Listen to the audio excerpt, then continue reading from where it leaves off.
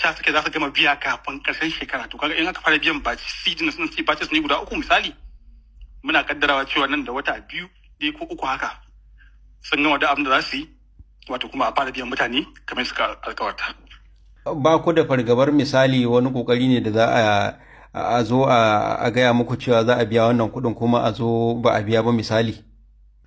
Wato bana jin za su mana ƙarya gaskiya, don mun ga abubuwan da suke sakawa mu samu wato kwanciyar nutsuwar zuciya da bayanai masu gamsarwa maganar gaskiya. Amma kuma bari an gaya maka na malan zadini, ai ba janye ƙara zamu yi ba, ai kawai dai zamu yi stay in action ne, zamu ba shari'a mu ne tana kwance har sai mun tabbata an gama biyan kowa. In ba biya kowa, idan ya zama akwai damuwa, dawo zai musu gwada abin da muke, mun shiga da ƙarar mu tana nan. To yanzu haka ina tare da barista Abba Hikima Fage, kuma zai mana ƙarin bayani akan wato haƙƙin matasa na shirin N-Power da bayan da suka shigar da wato gwamnatin ta Najeriya kotu don biyan buƙatar wato don nemo haƙƙin matasan na N-Power. Barista barka da wannan lokaci.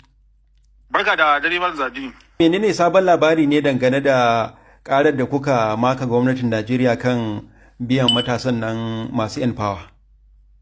To abin da ya faru, kasan mun shigar da ƙara ranar Juma'a ta gabata. To bayan wannan ƙara sai su mahukunta suka ga cewa to wannan wani abu ne wanda za a iya sulhunta shi ma ba sai an je kotu ba. Tunda a ciki mun kai ƙarar shugabancin Najeriya gabaki ɗaya da shi babban wato lauyan ƙasa, attorney general kenan, da shi minista da sauransu. To sai suke ganin cewa wannan wani abu ne wanda kafin a zo a yi ta ganiya a kotu a duba hanyar maslaha, wanda kuma wannan maslaha shi deputy senate president shi ne ya yi initiating ɗinta. Sanata Barau Jibrin ya kirawo shi ministan na jin kai din ofishinsa, kuma tare da minista na housing da kuma wani sanatoci guda biyu suka zauna da ministoci guda biyu da kuma wakilcin N-Power din na ƙasa. Nan kuma bangaren mu da ni da Dr. Bello Gradanci dan Bello kenan da Shafuddin Bature da kuma su N-Power din muka zauna aka wannan zama na kusan gaskiya awa 2, wanda a ciki aka tattauna komai da komai, suka tabbatar mana cewa haƙƙin wannan mutane naira biliyan 81 ne, kuma wato sun ma samu approval na biyan wannan kuɗi. Sannan kuma kasancewar ba a fara biyan recurrent expenditure na 2025 ba, idan aka yi budget akwai capital akwai recurrent. To har yanzu ba a fara biyan recurrent ba, in banda salari kamar yadda kowa ya tabbatar mana. Kuma sun tabbatar mana cewa wato ko a cikin watan nan aka fara biyan recurrent, to mutanen N-Power za su ci an fara kiransu domin biyan su kudinsu. Ba ma son mu ci a cikin watan nan ne kawai ko a cikin watan mai kama, amma dai bayar da za a yi zama cewa wani shekarar ta wuce, in dai abin suka gaya mana ya tabbata, ya zama cewa ba a fara biya ba. Kuma kusan dai gaskiya ni bana ganin akwai dalilin da zai sa su zo su mana ƙarya, ga takardu ga bayanai ga komai da komai. So ina ganin mun samu gamsuwa, duk da cewa ba a fara biya ba, muna ganin cewa wani abu ne wanda zai dore, abu ne mai wato faranta rai gaskiya zaman da aka yi yau din. Wato dai a takaice kenan albishir ne ga matasan da suka yi wannan shiri na N-Power tsohuwar gwamnatin marigayi Buhari, cewa gwamnati yanzu ta ce za ta biya wannan kuɗi. Gaskiya ne, wannan ya gaya mana shi unequivocally, ma'ana gwara-gwara ya gaya mana cewa a cikin wannan shekarar da muke ciki za a fara biya. Zai iya zama wata 1, wata 2, wata 3, amma ya tabbatar cewa ana fara biyan recurrent expenditure.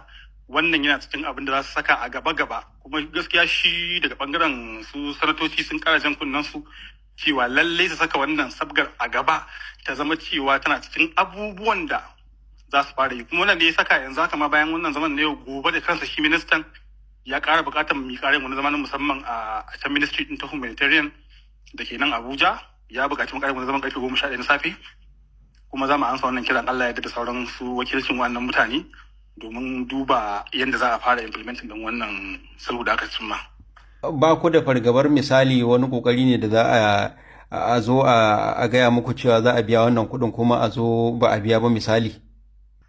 Wato bana jin za su mana ƙarya gaskiya, don mun ga abubuwan da suke sakawa mu samu wato kwanciyar nutsuwar zuciya da bayanai masu gamsarwa maganar gaskiya. Amma kuma bari an gaya maka wani malan zadini, ai ba janye ƙara zamu yi ba, ai kawai dai zamu yi stay in action ne, zamu ba shari'a mu ne tana kwance har sai mun tabbata an gama biyan kowa. In ba biya kowa, idan ya zama akwai damuwa, dawo zai musu gwada abin da muke, mun shiga da ƙarar mu tana nan.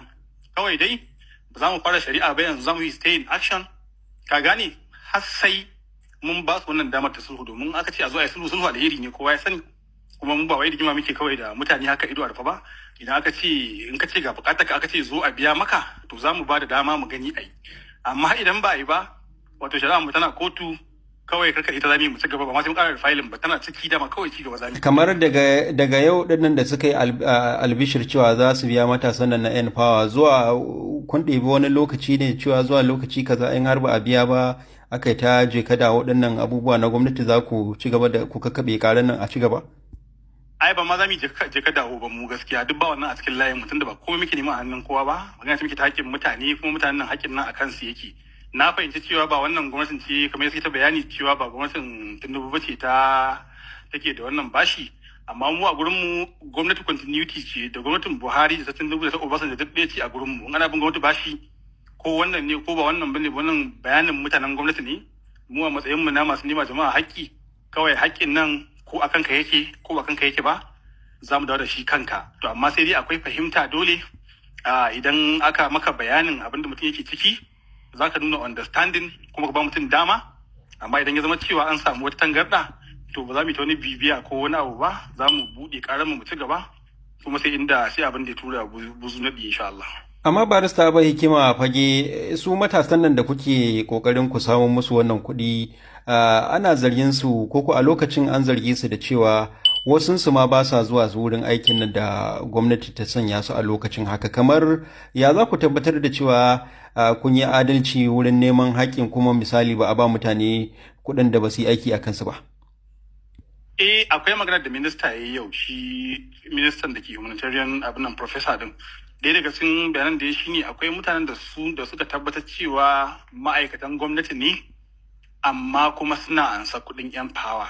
To wannan ba daidai ba ne, domin N-Power ba a yi ta don mutanen gwamnati ba, sun bi hanyoyin da za su bi ta gurin peyi din nan, sun gano masu biyan tax daga ciki, sun kuma gano ta NIN da BVN da sauran dai hanyoyin da za su bi, don a bayanansa wannan ma ya ɗauke su lokaci gurin tattara wannan bayanan, wanda ƙarshe suka samar da wannan. Kuma shi minista ya faɗi cewa ka san wato ita waccan ma'aikata lokacin ita Beta Edu da Sadiya, minista Sadiya, an ta samun matsaloli, wanda wannan ya saka EFCC mata rufe asusun ita wannan ma'aikatar mai kula da N-Power don a lokacin, wanda kuma hakan ya jawo tsaiko. Amma duk wannan bayanai ne na bangaren gwamnati, kamar yadda ke gaya maka, mu ba mu ne zama faɗi bayanin bangaren gwamnati, ba su gaya jama'a. Mu iya abin da muke fahimta shine a biya jama'a haƙƙinsu.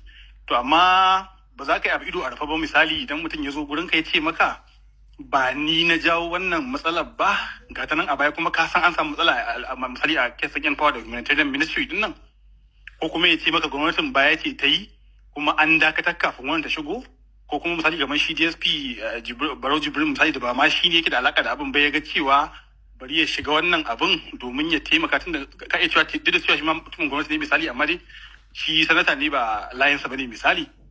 To da kuma shi minista na housing, wanda shi ma ya ba ma'aikatarsa ya zo ya tsaya don wannan abin, to kaga dole wannan mutanen zaka ba su regard, saboda bai da kasan ba haƙƙin ba a kansu yake ba.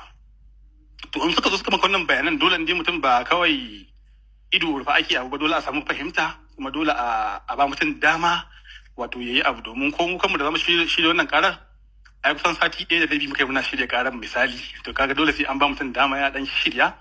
To amma ina ga daga wannan magana da muka yanzu zuwa kamar yadda suka faɗa, kafin karshen shekarar nan, ka gani ina baka na kamar wata 2-3 haka misali, tunda ca suke za su gama biya kafin karshen shekara. To kaga in aka fara biyan season sun ce batches ne guda 3 misali, muna kaddarawa cewa nan da wata 2 dai ko 3 haka sun gama da abin da za su yi, wato kuma a fara biyan mutane kamar suka alkawarta.